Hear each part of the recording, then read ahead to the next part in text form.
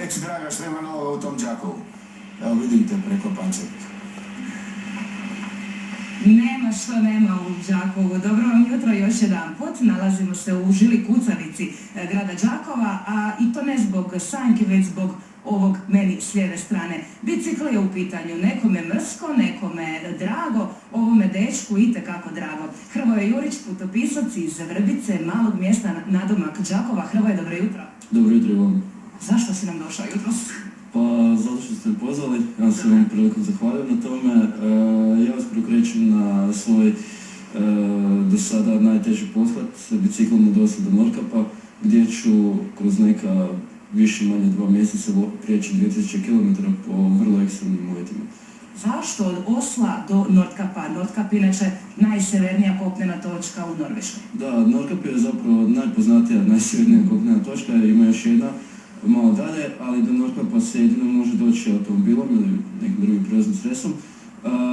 Onda sam bio 2013. godine i Nordkap za mene ima veliko značenje jer sam otišao tamo kad sam imao jedan malo težak period u životu i od sada, kak sam postavio dalje napredovao u takvoj svojoj karijeri putopisne, odlučio sam otići opet zato što su uvjeti zaista teški i ekstremni i cilj mi je kroz ta 2 mjeseca prikupiti dovoljno materijala gdje bih napravio fotoknjigu o Norveškoj i tome kako ljudi žive na samom sjeveru, kako biciklirati tamo i sve što je vezano za to. Znači, mnogi se pitaju zašto baš po ovakvim vremenskim uvjetima, zašto nisi primjerice pričekao proljeće malo toplije vrijeme?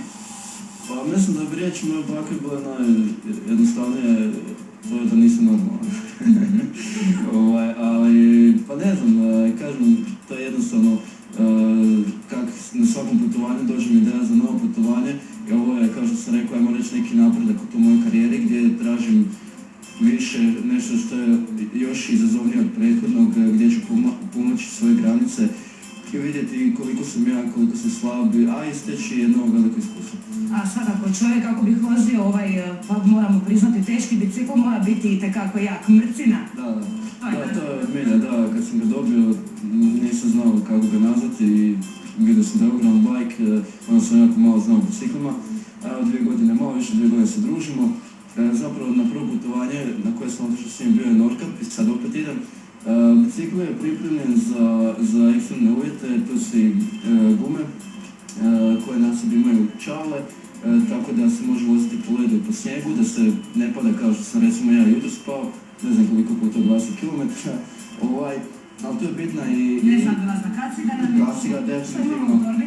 U torbama? U torbama, takozvanim bisigama to je odjeća, zapravo sve ono što meni 2 mjeseca treba, jer ja kad 2 mjeseca putujem, to je meni putujuća kuća, sve ono što mi inače doma treba, ja stavim u te bisige. Tako da na prvom putovanju do Nordkapa imao sam nekih, ajmo reći, 50 kg tereta. Ono što moramo istaknuti, to je jedna vrlo zgodna anegdota koju si odradio neki dan, recimo, prodao si automobil kako bih si kupio opremu.